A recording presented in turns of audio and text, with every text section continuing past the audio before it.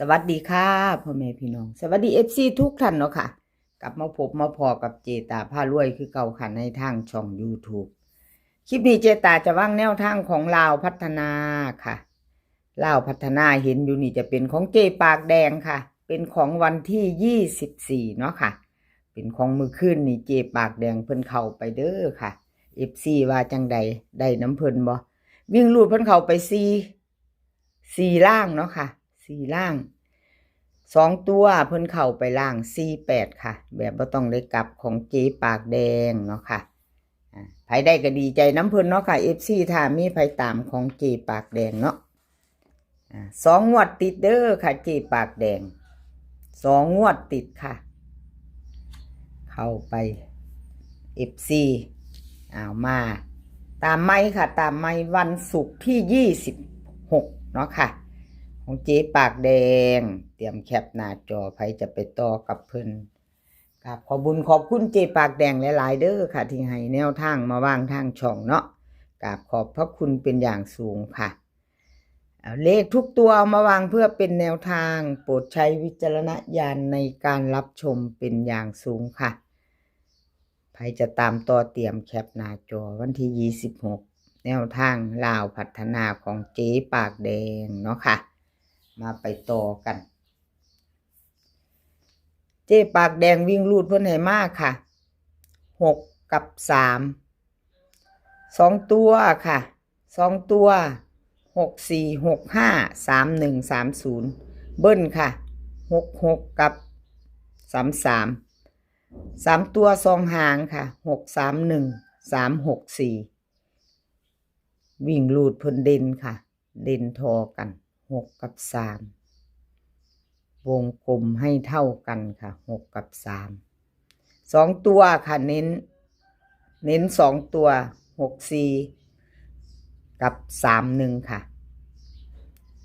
3 ตัวเน้นหางเดียว6 3 1เอาแคปหน้าจอค่ะใครจะไปต่อกับเจ๊ปากแดงเนาะ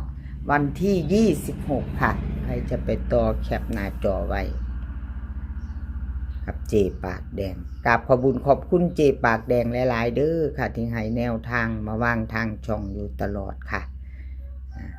เพิ่นให้มาไว้ก็ได้ลงไว้เนาะค่ะพี่น้องพ่อเล่าออกเพิ่นก็ส่งมาให้เลยเนาะเจ๊ปากแดงกราบขอบคุญขอบคุณหลายๆค่ะไปต่อวันที่26ก็แคปหน้าจอไว้เนาะค่ะพี่น้อง2 งวดติดค่ะของเจ๊ปากแดง FC ใครจะไปต่อกับเพิ่นรุ่นใหม่วันที่25วันศุกร์ก็แคปหน้าจอค่ะแคปหน้าจอไว้มาไปต่อเป็นของเพชรคลิปนี้มี3 เซียนเด้อค่ะ3 เซียนเจ๊ปากแดงเพชรล็อกเทียนทะเลค่ะมี3 เซียนถ้าชอบของผู้ใดก็ถ้าจัดของผู้นั้นเนาะค่ะFC รับชมรับฟังไปน้ำกันแล้วก็ชอบก็จัดขัดก็ผ่านเนาะค่ะเพชรค่ะวันที่24ที่ผ่านมาเนาะค่ะเพิ่นเข้าไปวิ่งรูดตัวเดียวเด้อค่ะพี่น้อง2 บนเนาะค่ะ8 9 2บน3 ตัว48ล่างของเพิ่นเข้าไปบุญครับพี่น้องเดี๋ยวเจตาให้เบิ่งประวัติก็2 งวดค่ะเจตาให้เบิ่งบ่หลุดค่ะแนวทางของเพชรวิ่งลูดเนาะค่ะ2 งวดติดวิ่งลูดเพิ่นบ่ยังบ่ทันหลุดเนาะค่ะมาอยู่แต่2 ตัวนี่ขอโทษขออภัยแทนเพิ่นเนาะค่ะ2 ตัว3 ตัว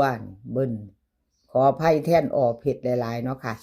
แนวทางเพิ่นบ่จับคู่บ่เข้าบ่มาเนาะขอโทษขออภัย FC หลายๆค่ะเพชรแนวทางของเพิ่น2 ตัวหลุดไปหลุดแล้วหลุดเลยค่ะชัดเจน2 งวดเจตาให้เบิ่งชัดเจนบ่มีกักค่ะไม่มีกักหลุดแล้วก็หลุดเลยเข้าแล้วเข้าเลยเนาะค่ะเอาเพชรค่ะลาวพัฒนาวิ่งลูดเพิ่นให้มาวิ่งลูดค่ะ3 กับ 1 3 กับ 1 2 ตัวค่ะ4 หาง3 6 3 5 1 7 18เบิ้ลค่ะเบิ้ลมี33เบิ้ล33กับ11ค่ะ3ตัว3หาง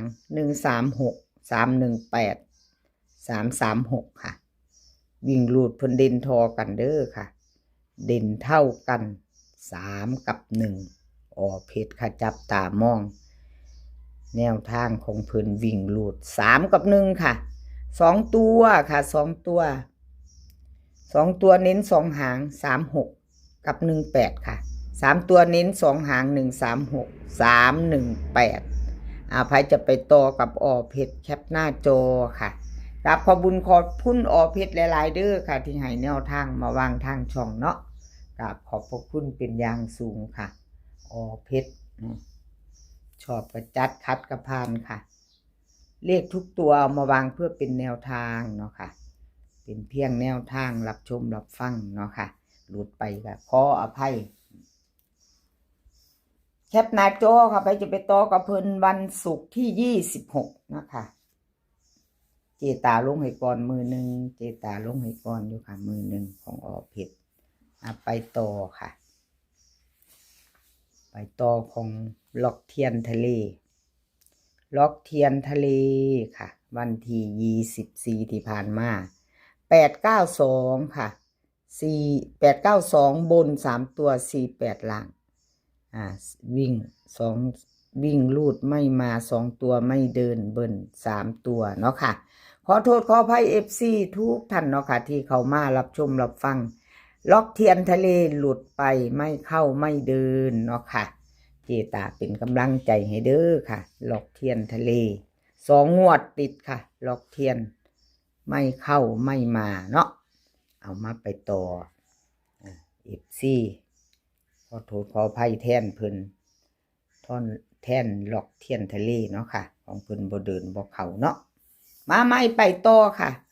เป็นกำลังใจให้กันคือเก่า FC ก็ใจ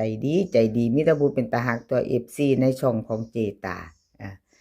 เขาบ่หลุดก็มาให้กำลังใจคือเก่าล่ะครับเจตาว่าซั่นมาคือเก่าค่ะเจตาส่งกำลังใจว่าซั่นโอ้ยกราบขอบบุญขอบคุณเด้อค่ะ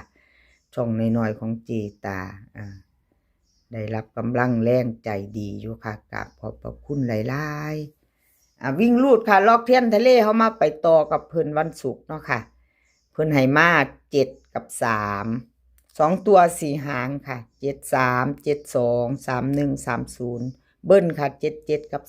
33 3ตัวค่ะ3หาง7 31 372 373ค่ะวิ่งรูดล็อกเทียนทะเลเด่นทอกันค่ะพี่น้องเด่นเท่ากัน3กับ7เนาะ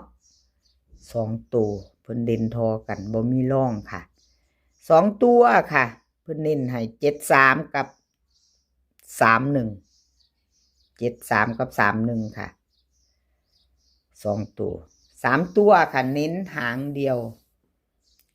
731แคปหน้าจอค่ะไปจะไปต่อกับล็อกเทียนทะเลเนาะค่ะ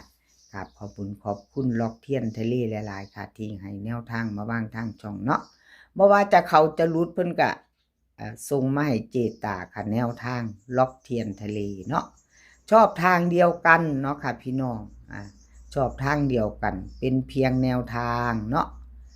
เป็นเพียงแนวทาง FC ใหม่ที่เขามาเห็นคลิปนี้เนาะค่ะคลิปแนวทางเล่าพัฒนาทางช่องของเจตาผ้ารวยถ้าเพิ่นพึ่งมาเป็นครั้งแรกเนาะค่ะมาชมเป็นครั้งแรกบ่ท่านกดติดตามกับฝากกดติดตามค่ะ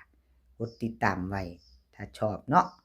แล้วก็อย่าลืมกดกระดิ่งแจ้งเตือนค่ะคลิปนี้มี3เสี้ยนค่ะล็อกเทียนทะเลเพชรเจ๊